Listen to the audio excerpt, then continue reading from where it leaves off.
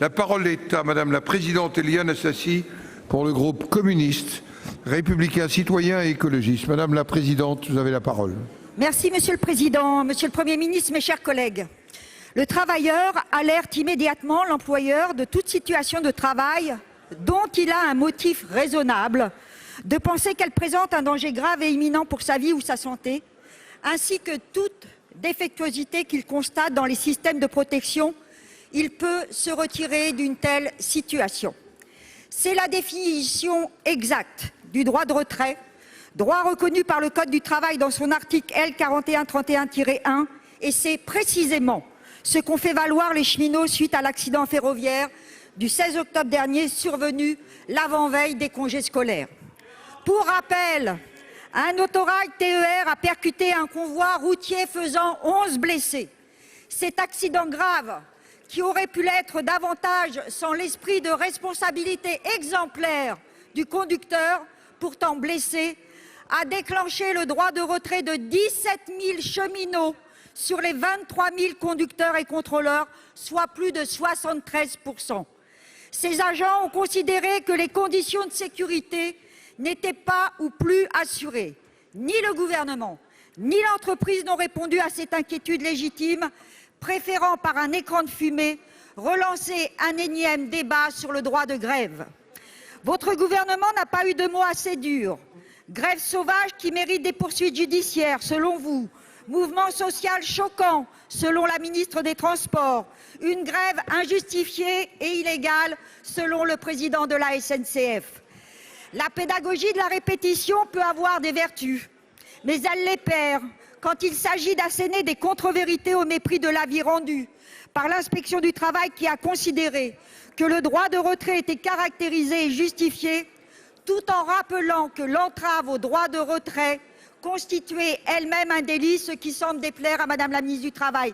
J'ai une question simple, Monsieur le Premier ministre. En tant qu'actionnaire unique de la SNCF, que répondez-vous aux inspecteurs du travail qui recommandent le retour des contrôleurs dans les trains, dans l'attente d'une évaluation complète des risques? Pour vous répondre, la parole est à Monsieur le Premier ministre. Monsieur le Premier ministre. Monsieur le Président, Mesdames et Messieurs les sénateurs, Madame la Présidente, vous m'interrogez sur ce mouvement, cette perturbation très forte, cet accident, qui sont intervenus à la fin de la semaine dernière et pendant tout le week-end, et qui ont à la fois suscité l'interrogation et l'inquiétude d'un certain nombre d'agents de la SNCF sur les conditions de sécurité, et qui ont également suscité un très grand mécontentement et une très grande incompréhension de la part d'usagers de la SNCF qui, un jour de grand départ, se sont trouvés sans aucune information, sans aucune prise en compte des problèmes parfois compliqués qui leur étaient posés par ce mouvement et par ces décisions qui n'avaient pas été annoncées. Et vous ne les avez pas évoqués, Madame la Présidente, mais je sais qu'au fond de vous-même, vous pensez également à eux, à tous ces usagers qui ont subi des désagréments. Et je veux vous dire, je veux vous dire, Madame la Présidente, que la question de la sécurité est prise au sérieux par les agents de la SNCF, les cheminots en général, bien entendu, par l'entreprise dans son ensemble, direction comprise, par tout le monde ici. Et que d'ailleurs, dès que la nouvelle de l'accident est intervenue, le gouvernement, l'entreprise et le gouvernement ont pris les décisions qui doivent être prises, c'est-à-dire un audit interne, la saisine du bureau enquête accident transport terrestre, de façon à savoir exactement ce qui s'était passé, quelles procédures ont été mises en œuvre ou pas mises en œuvre, et ce qu'il faut en tirer comme conclusion pour améliorer le niveau de sécurité par la suite. C'est ce qui se passe à chaque fois, vous le savez parfaitement, c'est ce qui a été fait, parce qu'on ne transige pas avec la sécurité, et parce que chaque incident est une façon d'apprendre et d'éviter soit qu'il puisse se reproduire, soit d'autres types de problèmes qui n'avaient pas été pensés. Ça a été fait, comme ce sera systématiquement fait. À la suite de cet accident, vous l'avez dit, plus de 15 000 conducteurs et personnels de la SNCF ont fait valoir ce que le droit prévoit sous le terme de droit de retrait. Il se trouve, Madame la Présidente, que nous n'avons pas la même appréciation de la façon dont s'applique le droit de retrait. Il se trouve que j'ai personnellement, mais je ne suis pas du tout un spécialiste, mais j'ai personnellement du mal à comprendre comment, alors que l'accident intervient dans un contexte particulier, sur un type de train particulier, des conducteurs d'autres matériels à d'autres endroits pourraient considérer que le même problème est susceptible de se poser à eux. J'ai beaucoup de mal à comprendre pourquoi les conducteurs de Ouigo, les conducteurs de TGV ont estimé que sur leur ligne, les mêmes sujets se posaient. Or, vous savez parfaitement, Madame la Présidente, et ça c'est du droit, que certes c'est un droit individuel, qui peut être exercé de façon collective. Monsieur le sénateur, j'essaie de répondre avec passion, c'est vrai, mais dignement à Madame la Présidente. On peut se parler quand même. Pourquoi un président... Pardon, pourquoi un président? Qu'est-ce que vous me faites dire? Pourquoi est-ce qu'un conducteur de TGV ou de Ouigo aurait dit qu'il y aurait pour lui ou pour les passagers une menace grave et immédiate, alors que la question qui a été posée concernait des lignes qui n'étaient pas affectées aux grandes vitesses et qui intéressaient exclusivement les conducteurs de TER? Madame la Présidente, mon analyse, celle de la direction de la SNCF, c'est que, à ce moment-là précis, dans le contexte de l'entreprise, quelque chose qui relève du détournement du droit de retrait a été effectué. Et si ce détournement du droit de retrait est utilisé pour ne pas respecter les obligations d'information en matière de grève dans les services publics, alors en effet c'est inacceptable. Et c'est les mots que j'ai employés. Parce que cela fait peser sur les usagers, sur l'ensemble de notre pays, sur les familles, des contraintes qui ne sont pas acceptables. C'est ce que j'ai dit, je le dis calmement, je le dis sans rien méconnaître des obligations de sécurité et des impératifs de sécurité, mais je le dis clairement aussi, parce que nous ne pouvons pas accepter que ce droit individuel de retrait qui existe et que je respecte soit détourné de son objet pour produire un désordre maximal, lequel, vous le savez comme moi, peut être interprété de très différentes façons dans le contexte de l'entreprise et même dans le contexte de discussions dans lesquelles les organisations syndicales ont des positions à faire valoir, vous le savez comme moi. C'est ça que je voulais vous dire aujourd'hui, en redisant ici que les questions de sécurité sont essentielles et que nous partageons cet impératif. La parole est à notre collègue Marc Laménie pour le groupe Les Républicains. Cet accident met en lumière malheureusement des dysfonctionnements, des difficultés récurrentes d'organisation de la SNCF, retards réguliers, mécontentement des usagers mais aussi des agents qui va croissant. Par ailleurs, la prise en otage des passagers n'est pas forcément la meilleure solution. La SNCF fonctionne mal, les raisons sont multiples et la réforme, malheureusement, n'y a rien changé. Madame la ministre, l'administration de votre collègue, Madame Pénicaud, ministre du Travail, recommande à la SNCF de suspendre le dispositif agent seul. La disparition des contrôleurs et des moyens humains n'est pas la bonne solution. Nous aimerions connaître votre position, Madame la ministre. Quels moyens sont mis en place pour lutter contre la fraude dans les trains dépourvus de contrôleurs? Cet accident rappelle également la dangerosité des passages à niveau. Où en sommes-nous, Madame la ministre, dans l'exécution programme national de sécurisation des passages à niveau qui avait fait l'objet d'une opération de communication de votre part il y a quelques mois? Merci d'écouter, d'entendre les élus de proximité, les usagers, les cheminots sur le terrain. Merci. Alors pour revenir aux conduites, aux équipements à agent seul, je voudrais rappeler que c'est un dispositif qui existe depuis 40 ans en Île-de-France, depuis près d'une dizaine d'années en région, et qui a notamment pour objectif de permettre aux contrôleurs d'intervenir non pas seuls dans un train, mais plutôt en équipe, ce qui est aussi bénéfique à leur propre sécurité. Je note au passage qu'effectivement une inspectrice du travail a envoyé une lettre de recommandation à la direction de la SNCF. La direction générale du travail a eu l'occasion de dire qu'elle ne partageait pas cette analyse. Mais au-delà, moi j'ai constaté que des circulations avaient été interrompues sur des TGV, sur des trains de nuit qui, à ma connaissance, ne sont pas équipés à agent seul, Madame la Présidente Assassi, sur des corails intercités, ceux qui relient Paris à Clermont, Paris à Limoges. Donc je pense que dans ces conditions, on peut se dire qu'on était bien loin du droit de retrait. Donc nous sommes tous attachés ici à la sécurité ferroviaire, au respect du droit de grève, comme nous sommes tous attachés au service public. Cela veut dire aussi penser aux usagers. La parole est à notre collègue Emmanuel Capus pour le groupe Les Indépendants. Merci, Monsieur le Président. Madame la Ministre, avec les syndicats du ferroviaire, vous l'avez compris, un abus de droit peut en cacher un autre. Droit de grève ou droit de retrait, tous les moyens sont bons. Nous avions déjà connu en 2018 la grève perlée, la grève capillotractée des jusqu'au-boutistes. Nouvel épisode, même saga, nouvelle recette, même tambouille. Mercredi dernier, un accident à un passage à niveau a fait 11 blessés dans les Ardennes, dont le mécanicien, seul agent SNCF à bord. Cet accident a été particulièrement violent. Et on ne peut remettre en question l'émotion légitime qu'il a suscitée. L'accident a fait l'objet de plusieurs enquêtes. Il faudra notamment déterminer pourquoi le système radio sol-train n'a pas fonctionné. Quoi qu'il en soit, force est de constater que le droit de retrait n'a pas été limité à certains matériels identifiés comme éventuellement porteurs de failles de sécurité. Certains systèmes étaient déjà utilisés dans les années 70. Il n'a pas non plus, Madame Assassi, été limité aux lignes sans contrôleur. Les TGV et les intercités ont aussi été impactés. Ce droit de retrait a été étendu à tout le territoire national.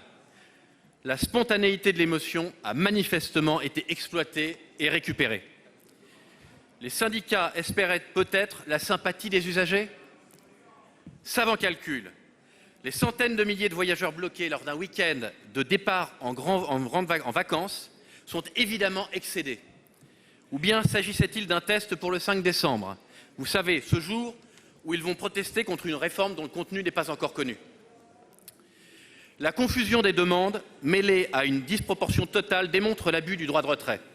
Le danger grave et imminent a, semble-t-il, d'ailleurs disparu, car le travail a repris, sans qu'on puisse savoir ce qui a changé depuis mercredi dernier. C'est le caractère inique de ce mouvement. Madame la Ministre, ma question est donc très simple. Pouvez-vous nous assurer que ces dérives inacceptables seront sanctionnées afin que le droit de retrait ne devienne pas la façon commode de détourner la grève? Pour vous répondre, Madame Borne, qui a 2 minutes parce que nous devons tenir le temps. Monsieur le Président, Mesdames et Messieurs les sénateurs, Monsieur le sénateur Emmanuel Capus. Comme beaucoup de Français, j'ai trouvé choquant la grève surprise qui a mis en difficulté beaucoup de nos concitoyens. Les Français ont besoin du train pour se rendre au travail ou, comme le week-end dernier, pour partir en vacances. Et quand on dit défendre le service public, on doit d'abord penser aux usagers.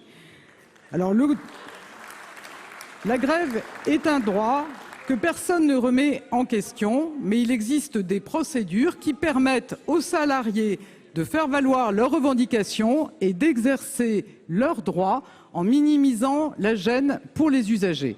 Clairement, ces procédures n'ont pas été respectées. Le trafic est aujourd'hui revenu à la normale, à l'exception des Ardennes et des départements voisins, et c'était notre objectif principal. La SNCF a annoncé des mesures exceptionnelles pour indemniser les voyageurs, que ce soit le remboursement exceptionnel des billets ou la mise en place d'un fonds pour couvrir les frais engagés par certains usagers. Mais je ne confonds pas la méthode de cette grève et les questions soulevées. Et je voudrais redire que la sécurité, c'est la première des priorités pour tout le monde et pas seulement pour les syndicats. C'est le sens des enquêtes qui ont été lancées au sein de la SNCF, de l'enquête qu'avec Jean-Baptiste Djebari, nous avons demandé au bureau d'enquête accidents dans les transports terrestres. C'est également le sens des engagements qui ont été immédiatement pris par la SNCF. Donc vous voyez, monsieur le sénateur, nous sommes au travail avec la direction pour apporter les bonnes réponses et pour dire aussi avec fermeté que le droit des usagers à se déplacer doit être respecté. La parole est à notre collègue Daniel Gremillet pour le groupe Les Républicains.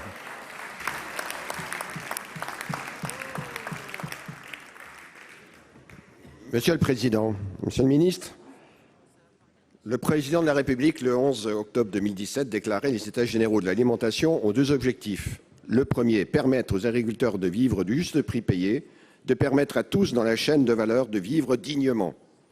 Et le second, de permettre à chacune et à chacun d'avoir accès à une alimentation saine, durable et sûre. Il déclarait aussi: il est plus possible qu'aujourd'hui, en France, un tiers des agriculteurs gagnent moins de 350 € par an.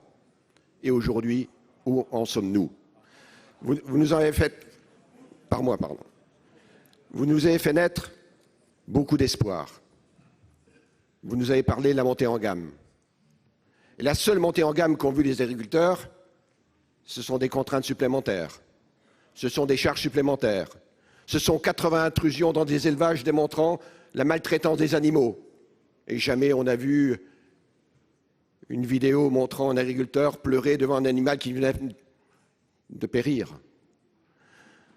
Ce qu'on leur a fait croire dans cette montée en gamme, c'est aussi les accords du Mercosur, les accords du CETA. Vous voyez, Monsieur le Ministre, il y avait beaucoup d'attentes, il y avait beaucoup d'espoir.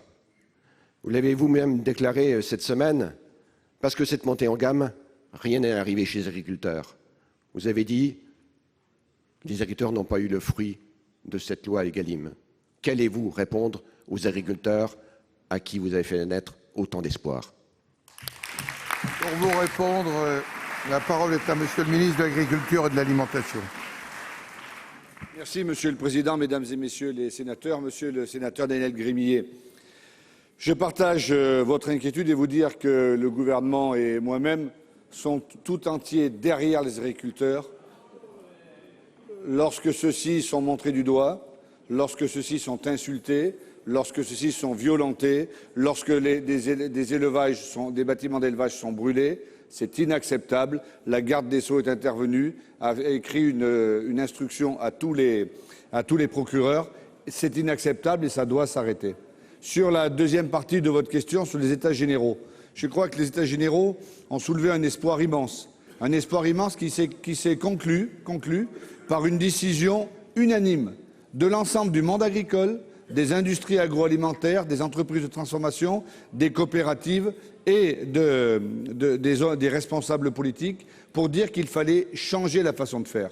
Et la première chose qu'il fallait changer, c'était le prix payé aux agriculteurs. Il est absolument inacceptable qu'un agriculteur vende son lait, vende sa viande en dessous du prix de revient, en dessous de ce que ça lui repart. Et vous savez, c'est pas en criant que vous ferez augmenter le prix du lait ou le prix de la viande, mais c'est comme je le fais depuis lundi en rencontrant toutes les filières et encore jusqu'à ce matin. Et toutes les filières sont dans les mêmes conditions. Ils veulent tous que le coût de production qu'ils ont eux-mêmes fixé soit respecté. Mais ce n'est pas le gouvernement qui le fait respecter, c'est le marché. Je suis désolé, ce sont les coopératives qui achètent le lait, ce n'est pas le gouvernement. Ce sont la grande distribution qui achète des produits, ce n'est pas le gouvernement. Et c'est la raison pour laquelle nous en sommes à plus de 3000 contrôles de la DGCCRF. Il en reste 2000 à faire. Nous prendrons encore plus de sanctions s'il le faut. Il faut que la grande distribution et les entreprises respectent les agriculteurs et achètent le prix là où le prix que ça correspond. Je vous remercie. Monsieur Gremillet. Monsieur le ministre, je reprends la conclusion du président de la République qui disait « Ce que j'attends de vous, pour finir, c'est de recréer la confiance ». Vous savez, monsieur le ministre, en agriculture, il pousse toujours quelque chose. Et lorsqu'on sème le vent, on récolte la tempête. Et aujourd'hui, ça a été exprimé par les agriculteurs hier. Hélas, il y en a 300 qui n'ont pas pu manifester. Et monsieur le ministre, il ne faut pas mentir aux agriculteurs. Il ne faut pas tromper la société. Parce qu'aujourd'hui, d'aujourd'hui va dépendre ce qu'il y aura dans les assiettes de nos enfants demain. La parole est à notre collègue Nathalie Delattre pour le groupe du Rassemblement démocratique et social européen. Merci Monsieur le Président. Monsieur le Premier ministre, l'organe de règlement des différends de l'OMC a confirmé la semaine dernière autoriser les États-Unis à augmenter les taxes sur les biens et les services européens dans le cadre du dossier des subventions Airbus. Le président Trump a choisi de réserver un traitement de faveur au deuxième poste excédentaire de 11,7 milliards d'euros de notre balance commerciale française, le vin. Les droits de douane sont désormais en hausse de 25% pour les vins dits tranquilles. 25% sur un marché qui dépasse les 3 milliards par an, conquis par des années de ténacité. tandis que les Américains ont stoppé, eux, en quasi une seconde, nos exportations. La viticulture française est aujourd'hui la victime collatérale d'un conflit industriel qui ne la concerne pas. Une nouvelle épreuve pour une filière entrée dans une forte zone de turbulence. À l'étranger, nos marchés sont moroses. Instabilité politique à Hong Kong, obligeant l'annulation du Wine Festival, interminable Brexit, écroulement du marché chinois où il y a 5 ans, la viticulture faisait déjà les frais d'un conflit avec l'Union européenne sur les panneaux photovoltaïques. Un contexte national en berne également, attaqué de toutes parts sur ses propres terres par l'urbanisation rampante, par la pression sociétale sur l'environnement et la traçabilité des produits, mais aussi par la raréfaction de la main-d'œuvre et les problématiques de transmission, le modèle viticole français est sérieusement ébranlé. Le vitibashing fait son œuvre et sape le moral des vignerons. Une filière qui fait tant d'efforts malgré les déchaînements climatiques et concourt largement à ce que la France soit pour la 3e année consécutive considérée comme ayant l'alimentation la plus durable du monde. Que faire, Monsieur le Premier ministre, pour le vin, qui occupe une place si particulière dans la culture française, ainsi que dans notre économie, puisque ce sont plus de 500 000 emplois directs et indirects. Les élus du vin et des terroirs, regroupés en associations dont je suis la coprésidente, vous ont proposé, il y a quelques semaines, l'organisation en urgence d'un Grenelle de la viticulture. Allez-vous y répondre par l'affirmative? Je vous remercie. Merci. Pour vous répondre, la parole est à Madame la secrétaire d'État auprès de la ministre des Armées, Madame Darrieussecq. Ah, pardon. Non, j'ai confondu avec le pinard militaire. La réponse est à Didier Guillaume, ministre de l'Agriculture et de l'Alimentation. Voilà. Bon, c'est pas trop mal sorti quand même, voyez. Merci, Monsieur le Président. Il ne s'agit que du vin tranquille. Hein. Mesdames et Messieurs les sénateurs, Madame la sénatrice, Amélie de Montchalin a répondu avant sur la situation globale concernant l'ensemble des filières suite à la question du sénateur Young. Permettez-moi donc de répondre particulièrement sur votre question concernant le vin français et vous dire que, comme l'a fait la secrétaire d'État, le gouvernement est tout entier mobilisé. Bruno Le Maire était à Washington il y a encore quelques heures pour essayer de faire bouger, ce qui va être difficile vraisemblablement, la position des Américains. Ce que nous ne souhaitons pas, c'est attendre les 6 mois de délai pour que dans 6 mois, la France mette à son tour d'autres sanctions, parce que ce serait la course à l'échalote et ce ne serait pas bon. Donc nous privilégions évidemment les solutions de compromis, mais on n'est pas totalement sûr qu'elles arrivent immédiatement. Aussi, nous avons vraiment essayé de mobiliser à la fois la Commission européenne et des positions françaises. Lors du Conseil des ministres de l'Agriculture le 14 octobre dernier, au nom de l'Italie, de l'Espagne et de la France, je suis intervenu pour demander la solidarité des États membres et intervenu pour demander à Phil Hogan, le commissaire à l'agriculture, qui est encore là pour quelques jours, que l'Europe prenne des décisions. Il faut absolument prendre des décisions fortes. Premièrement, une décision de solidarité européenne. Deuxièmement, des décisions d'aide au maintien économique. Et troisièmement, des décisions d'aide pour aller chercher de nouveaux marchés. Parce que si ce n'est pas le cas, il y aura de grosses difficultés dans la filière viticole. C'est aujourd'hui toutes les régions qui sont touchées. C'est sur les vins d'entrée de gamme et de volume. Et c'est plus de 300 millions d'euros dont il s'agit. S'il n'y avait pas quelque chose pour compenser, je pense que la filière viticole, comme vous le disiez justement, qui a quelques difficultés, aurait du mal à s'en relever. Aussi, aujourd'hui, j'ai envoyé un nouveau courrier au commissaire européen pour lui demander 3 choses. Que la Commission finance la mise en œuvre rapide des programmes de promotion, c'est absolument indispensable. Que des garanties soient apportées aux opérateurs mettant en œuvre ces mêmes mesures, parce qu'aujourd'hui les opérateurs sont sur la brèche, et enfin que la solidarité européenne vienne par rapport à l'OMC. J'ai reçu hier l'ensemble de la filière viticole, ils ont des propositions à faire, nous sommes en train de les regarder pour savoir comment nous pourrions avancer. Je vous remercie. Merci, Monsieur le Ministre. La parole est à notre collègue Richard Yung pour le groupe de La République En Marche. Vous avez la parole, mon cher collègue.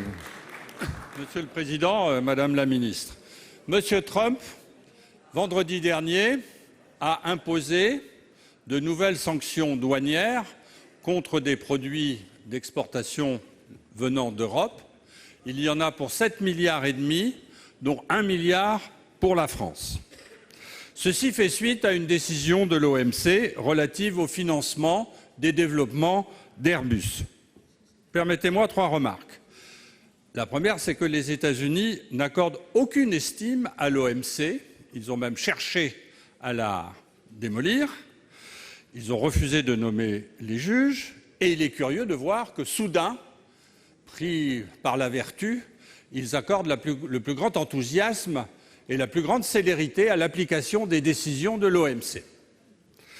Les États-Unis imposent leur législation économique et financière à travers le monde, à tous les pays. L'exemple de l'Iran est dans tous les esprits. Et il faut dire qu'en tant qu'Europe, nous répondons relativement mollement.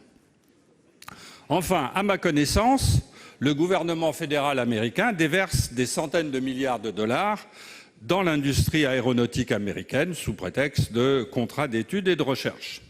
Pour la France, sont concernés par ces sanctions les avions finis. Bon, il y a des avions non finis, mais là, il y a des avions finis, plus 10%.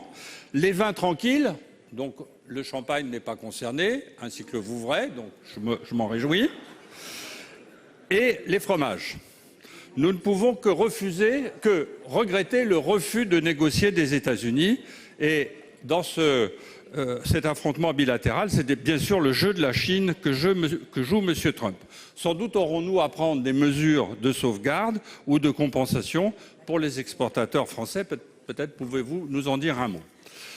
L'OMC devrait donner la possibilité à l'Europe d'imposer des sanctions contre Boeing en 2020. Mais je crains que cela soit trop tard. J'espère, et vous pouvez peut-être nous rassurer là-dessus, que l'Europe prendra des mesures bien avant 2020. Madame la ministre en charge des Affaires européennes. Merci, Monsieur le Président. Monsieur le sénateur Young, effectivement, comme vous l'avez décrit, les droits de douane additionnels qui ont été décidés par les États-Unis font suite à une décision rendue par l'OMC dans le cadre d'un contentieux engagé en 2004, c'est-à-dire il y a plus de 15 ans. Et donc ces droits, vous l'avez rappelé, ce sont 7,5 milliards de dollars d'importation européenne par an qui concernent, vous l'avez dit, l'aéronautique, l'agriculture, la viticulture.